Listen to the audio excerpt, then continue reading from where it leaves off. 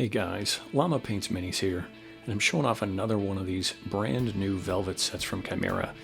This one is the Goldleaf set, and I initially was a little skeptical of this one. I didn't know what to make of it. A lot of the colors seemed samey, or the range seemed a little narrow to me at first, but then I got to play with it. Okay, and these are colors that work really well with sort of an autumnal, an autumn color scheme, which is fitting given the time we're in, right? As with always, you have this great packaging and this little booklet that kind of shows you a lot of different ways you can use it. But more than just natural or autumnal colors, you can also kind of use them to do non-metallic effects. And so the colors you get in this are rust, rich gold, which, that's exactly as it sounds, green gold, acid green, which is a very versatile color. We'll get to that in a minute. Forest green, and then petroleum, which was very unique. That's like a very black-green sort of effect. And here I've just got, of course, the Arrowhead size 2 brush from Kimera, Kolinsky Sable. I've got my colors lined up here, along with cold yellow and the white from the Kimera base set. Because if you want to highlight, you kind of have to go through those. The model I have here is the Dark Oath Chieftain on War Steed. Beautiful kit from Games Workshop, and it's for one of my armies, so I wasn't as worried about making it like display quality, but it turns out you really can with these. So I start here with the rich gold, and I'm just trying to see if I can do sort of a non-metallic gold effect on the shoulder plate, the armor plate of the steed here. And so I go with the rich gold, and then I mix a little of the petroleum with the rust, because I wanted the shadow to be a little bit colder, whereas the rust is very warm. Kind of a reddish brown. But as you can see, these paints are so fluid. These velvets are exactly like the name says. They go on so smooth, they level so well. And the dry time is such that you can do a little bit of wet blending right on the model pretty effortlessly. Maybe give your brush a little, rinse in between, because the velvets are very pigment dense. And here I'm just mixing some of the greens up to make sort of a sickly, zombified skin on this trophy that the chieftain has hanging off. He's got just a bag of heads there. It's like coconuts on a palm tree. And I just used a couple of these greens and browns and then mixed in some yellow there, and was able to get a very sickly, dead flesh with very little effort.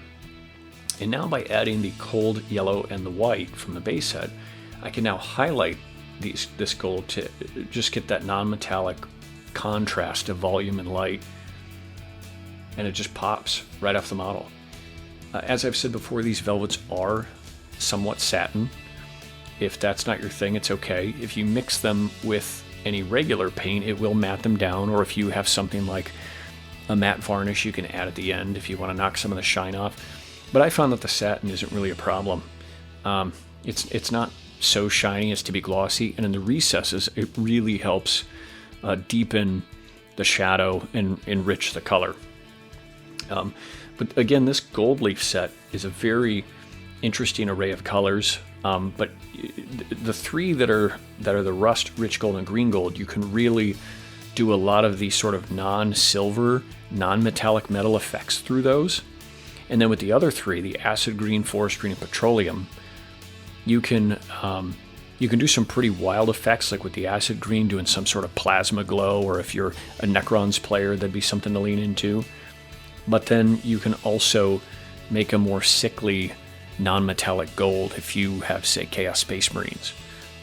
The forest green and petroleum are exactly what they sound like. That forest green is bright, not quite like a phthalo, a little bit softer than that. And then the petroleum is like a black green. You can do a deep forested foliage with it, or use it to mix in with your gold colors to kind of cool them down in the shadows. Now you see me using these greens here on the fabric. So I'm doing a little bit of fabric hanging off the thigh here. And again, these colors go on so smooth and so easy, and they do just kind of one clean pass. That it really takes a lot of time off of your process. Let me repeat that. it really shortens the amount of time you need to work on something, even if you're working at a higher level. But if you're looking to get stuff done for an army, maybe you don't have your airbrush set up right now, or maybe you don't want to go in there and painstakingly pick out every detail with a laser clean highlight or whatever. These really get it done fast. And while I am adding some cold yellow and white to do the highlights, you could even skip that step if you wanted, and it would look fine, especially if you dry brushed on a white beforehand or did a zenithal that was a little more dramatic, and then you did it sort of like a slap chop approach. You could thin the velvets down and let some of that white line show through, and then you'll still kind of get that sort of cheated highlight effect, right? Now I mixed a couple of the colors, again adding a little bit of white, and I'm doing sort of these straps that are on his leg. You could say they're leather or some sort of bandage or anything to that degree, and you can see that it would work for both. And then all I did is add a little white and drew some scratches on with the sharp tip of this brush. Really lets you do. And just like that, in a matter of, that was about 90 seconds of work, you've got a really effective looking bit of strapping around his boot.